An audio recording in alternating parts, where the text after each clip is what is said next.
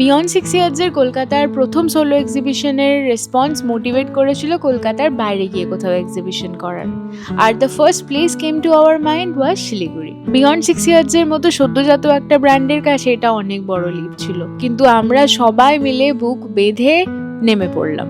On road প্রথমবার এত টাকার জিনিস গেল কলকাতার বাইরে। বুক ধুকপুক করছিল, রাত্রে ঘুম হয়নি, কিন্তু ভরসা ছিল আমাদের প্রত্যেকটা টিম মেম্বারের ওপরে, যারা আমার এই ছোট্ট উদ্যোগকে একদমই নিজের ভাবে। এবারে এলো সেই দিন, Siliguri. You truly touched my heart. Every smile, every compliment, প্রত্যেকটা আশীর্বাদ, প্রত্যেকটা visit meant so much to আস।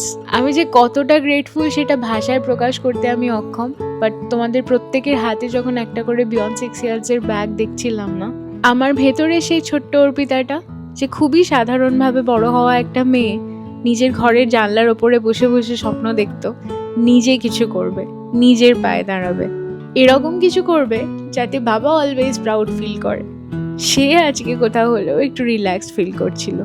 সৌহার্দ্যর চোখেও আমি আমার জন্য অনেকটা সম্মান দেখতে পাচ্ছিলাম। আর একটা মেয়ে কি চায়? কানে খালি বাবার কথাগুলোই বাজছিল। সব সময় জানবে ঈশ্বর তোমার সাথে আছেন, তুমিও তাকে সাথে করে নিয়ে এগিয়ে যাও। ভালো কাজ করলে ঠিক ভালো হবে তোমার সাথে।